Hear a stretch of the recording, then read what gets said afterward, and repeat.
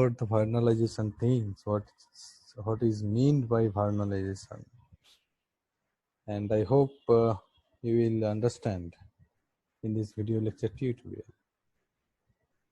So first of all,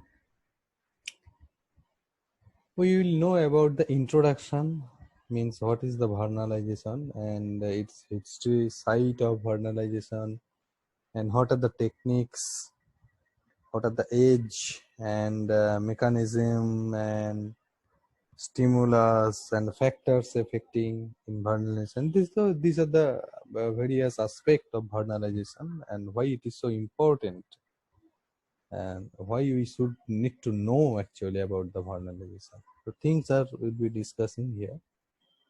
So first, you know, the word vernalization is derived from a Latin vernus, of the spring. Literal meaning, the vernalization is bringing to spring condition. The overall thing is that about the vernalization is the induction of a plant's flowering process by exposure to the prolonged cold of winter or by an artificial equipment. So that means vernalization is a biological phenomenon where the late flowering plants are exposed to cold treatment, cold shock, so that they can flower, they can do their flowering very soon. So there are certain mechanisms how they do that. We'll discuss it here. Okay. So for some plants, vernalization is an absolute requirement, or in some cases, it simply assists in flowering. But the duration of temperature, low temperature here particularly, so cold shock is much needed for flowering. The low temperature treatment required varies from 4 days to 3 months. Just you think, it varies to plant variety and species to species, because some varieties are there, if you just treat the seeds for 3 days at very cold, low temperature, so it will flower, give the flower. But there are some perennial or biperennial tree plants. In their case, up to 3 months, seed has to be kept under the low temperature so that they can flower. Okay.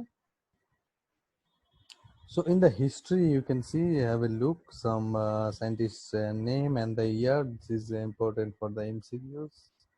John Hancock Clifford, 1857, first noticed the low temperature requirement for flowering while working with winter wheat and spring wheat.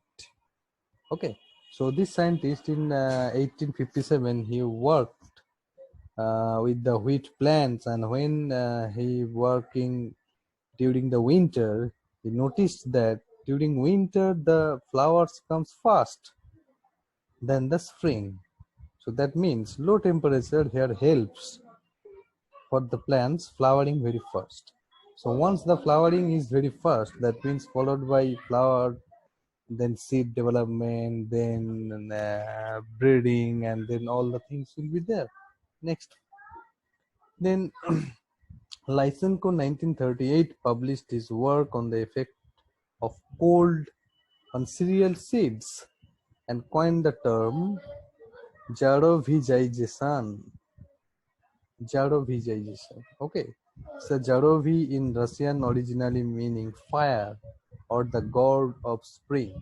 So forget about the things. So these are not so important, but these things at the initial stage you need to remember. You need to keep in your mind. 1857, John Hancock Clifford. He actually worked with wheat, and when he was working during winter season, he observed the flowering time is very less, means very fast flowering than the springtime. Okay. So now the types of vernalization. So what do you mean by vernalization? Already I have discussed. Vernalization is a biological phenomenon where several plants they need cold shock for flowering. Okay, need cold shock for flowering. This is nothing but the vernalization. So mainly two types is the facultative vernalization and obligate vernalization. Facultative means flowering will appear earlier once exposed to the low temperature. Okay, flowering will appear earlier when exposed to the low temperature, so it will come very fast when it will exposed to the low temperature. And obligate vernalization means must expose to low temperature to a desired period of time. So that means here facultative means simultaneously. Exposed if you expose the seeds or the plants into low temperature, but maybe before exposing into the low temperature the flower may become. But in case of obligate vernalization, you have to must expose to low temperature to a desired period of time for a certain plants. Here example is the cabbage, biennial plant cabbage for the obligate vernalization, and triticale is the facultative vernalization. Means normally they can flower when winter comes, but cabbage we need to expose into low temperature. So site of vernalization, you can see here how vernalization actually helps for flowering. You can see at the meristematic tissue, if you just zoom in, you can see here, this is the young leaves. Metabolic active apical meristem is the site of vernalization, basically, younger leaves or shoot apex. That means at the top apical meristematic portion. Here this apical portion, apical bud, if you can see, this is the apical meristem at the middle, and side there are the young leaves. So this is the site of vernalization. Here something is happened, means the cold shock is absorbed here and then enters into the plant body. So how? So now is a technique, is a very simple technique.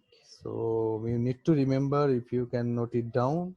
Technique is that the seeds are first soaked in water and allowed to germinate in processing chamber at 10 to 20 degrees centigrade temperature. Okay, so seeds are soaked.